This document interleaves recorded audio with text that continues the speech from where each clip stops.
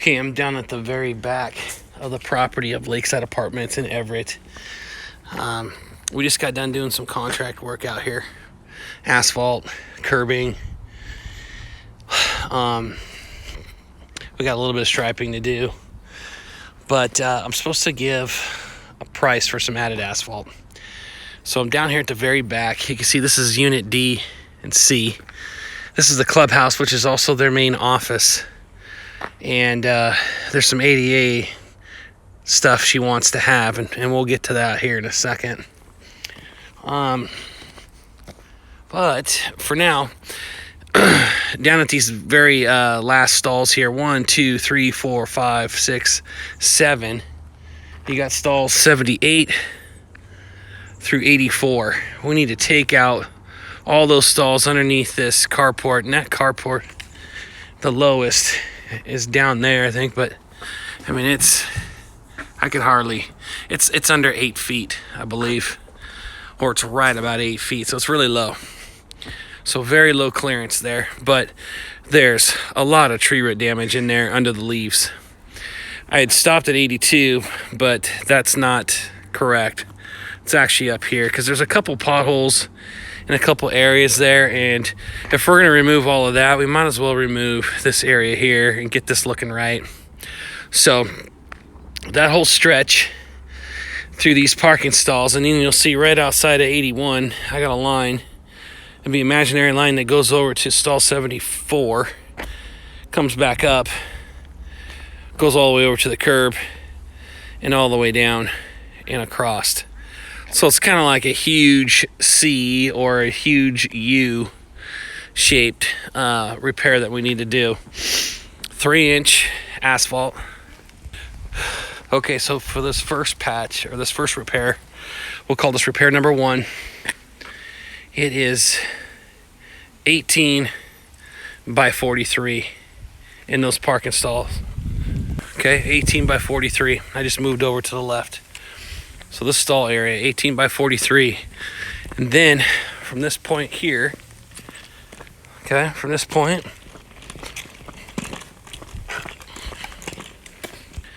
so this area right here, then in the drive aisle, from my 2 markings down, it's 29 by 23. And then I'm going to give you this measurement all the way up to there. And this is 63 by 20. So it goes from here over to the curb, all the way down underneath that carport.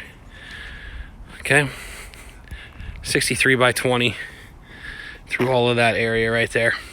You got tree roots popping through pretty heavily over there. That's the big tree there and there. I am not positive if when we cut those it will cause an issue for that tree. I don't think it will. I would imagine there's still quite a few roots that are growing elsewhere. You know, there's some root damage that's in this area too. That's slowly starting to pop up, and I would imagine it's coming right from this group of trees here, which is, you know, almost 100 feet tall.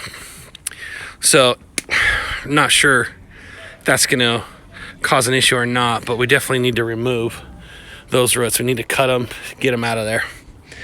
There's one other patch that I'll show you. It's at the top of the property.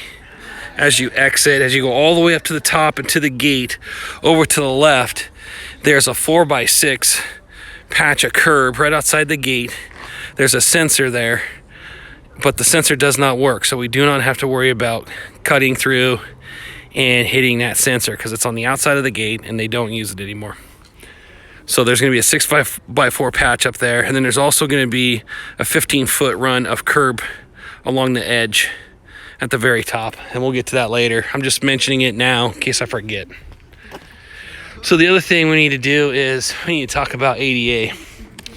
I told Liz that she probably needs some ADA stalls here because there are none, and she thought I would just have it figured out for her. I said, well, I'm not the engineer here, but she was saying it'd make most sense to have an ADA section down here.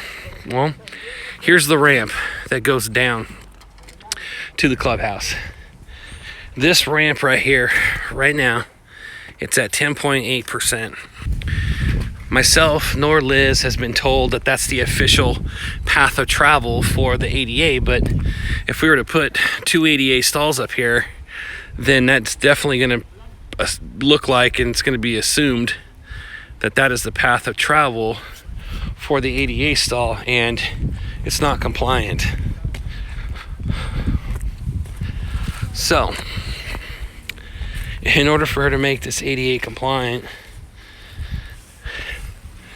this ramp down here is, if you look down, it says 9.2%. That is the grade here as you come from that deck up this way. The other thing is there's no ramp with concrete that goes onto that decking. It's concrete that goes out to here. So there really is no rhyme or reason to any of this being ADA compliant. She asked me to figure it out. So if we were to try to create an ADA section, it would have to be probably down in here somewhere. You'd have to be able to drive in to this little area right here. We'd have to build this up, and we'd have to try to create some sort of ADA spot, but there really isn't. This isn't an optimal area because it's too steep as you come down. So you look at this area right here, and I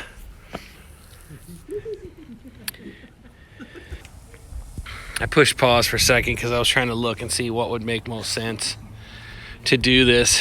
There would have to be an adjustment down here, and then it'd have to have a walkway similar to that, but it'd have to be lowered in order for us to make this path of travel ADA compliant and fall under the under the 5%, 5.5%, I think is what it is on the path of travel there. And then we could put 2 ADA stalls there, but I think we're gonna deal with that separately, and I'll get our team out here to discuss what we might be able to do. So I'm gonna put that one on hold for now. These little areas right here, they didn't want to have the curb go back in, so we'll have to patch this back. So it'll be a 10x2 here and a 10x2 to saw cut, remove, and then put back with asphalt, 3-inch depth. And then you've got same thing over here, except for this is 12 foot. So 12x2, 12x2, cut it and put it back. Actually, just do a 12 by 1, 12 by 1, 12 by 1, 12 by 1. Same thing over there. That'd be a 10 by 1 and a 10 by 1 on those 4 areas. Okay. All right, and then where the trucks are parked right there, that was the potential area for ADA. But we'd have to cut that out too. So again, it'll be probably a separate bid. Okay, so I'm up at the very top and just drove from down there. Came up here. This is the 6x4 I was talking about. This is the sensor we do not have to worry about. Liz just confirmed with me today that this does not work. So we can cut right through it and do this patch. You can see the markings right here, 6x4. Okay, so repair that. Then 6x8 extruded curb right there to the post and to the post, 15 feet there.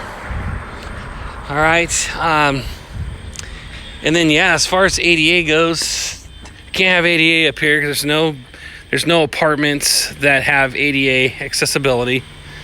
So she wants something down at the bottom. We're just gonna have to try to figure that out, or put it back in her hands and let them figure it out. But we'll get something back to her, some sort of response on that issue. All right, so back to this bid. So we got some curb there we need to do. We've got the asphalt repairs. Actually, asphalt repair there. The big asphalt repair down at the bottom, plus those little 4 strips of asphalt to repair after they had ripped out those curbs. And then the other thing we need to do is we need to give her a bid for seal coating and striping for 2020.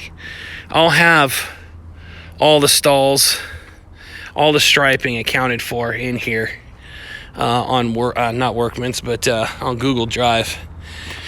A couple things I want to point out are some yellow arrows that go along the drive aisle here. There's also 4-inch line that goes all the way down the fence line on both sides. On the outside, goes all the way down. So I'll have that in there. And then here, we'll have 4-inch line wherever there's no curb. So we'll basically have yellow paint going down the building side on both sides. We don't need it right here, and we don't need it in this section here. It's just from wherever the buildings start on both sides and go down and end at the very bottom section where the last buildings are. So there'll be some yellow, 4-inch yellow there, and some yellow painted curb, and I'll have all that in there. None of this curb gets painted. We do need to put in 2 days of power washing. I was going to say 1 full day, but I think we're going to have to do 2. Yeah, I put 2 days of power washing. We're going to use some of that to power wash this area from all the curbing. And then it'll definitely need power washing at the bottom and along the edges here where there's moss and stuff for seal coating. Because we're going to have to seal coat up in this area, and that's going to be tough to get. And there's moss growing and debris. So there's going to be some serious cleanup. So yeah, 2 days of power washing. Seal coat, stripe. We'll even stripe up these new speed bumps we put in. Okay, I think that is it for now. Like I said, I'll get back to the ADA issue.